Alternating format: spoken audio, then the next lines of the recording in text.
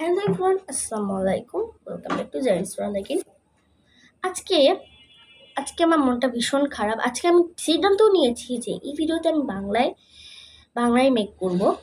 তো আমার মনটা ভীষণ খারাপ, কারণ আমার প্রাণের বিদ্যালয়ে কয়েকদিন আগে দুজন সহকারী প্রধান শিক্ষকের পদত্যাগের দাবি হলো, আন্দোলন হলো, এবং তারা আন্দোলনে মুখে পড়ে পদত্যাগ করলেন।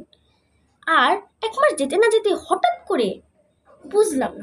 করে আবার প্রিন্সিপালের পদত্যাগের দাবি হলো। তাদের দাবি, শিক্ষকদের দাবি, ছাত্রদের দাবি যে প্রিন্সিপাল তাদের অত্যাচার করে।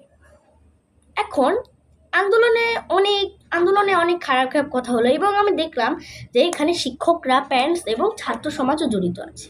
ছাত্র সমাজ থাকুক, বাট ওখানে শিক্ষক আর প্যারেন্টসও জড়িত আছে। এখানে ছাত্র সমাজকে আরও প্রত্যাশা দিচ্ছে যে তোমরা ও প্রিন্সিপাল অফিসের সামনে গিয়ে বলো যে ভুয়া। এটা কেমন জিনিস?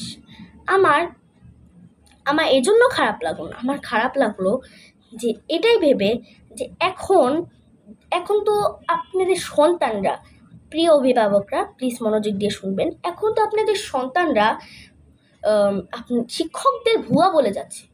5 বছর বা 10 বছর পর তো এই সন্তান আপনাকেও ভুয়া বলে পদত্যাগ করতে বলতে পারে। রেজিকের মালিক তো সৃষ্টিকর্তাই। এখন তো এই শিক্ষকগুলো অন্য কোথাও গিয়েও চাকরি করতে পারে, কিন্তু আপনার সন্তানরা যদি আপনাদের বলে পদত্যাগ করো ভুয়া, তখন আপনার কোথায় গিয়ে দাঁড়াবেন? বিবেকের কাছে জানতে চাও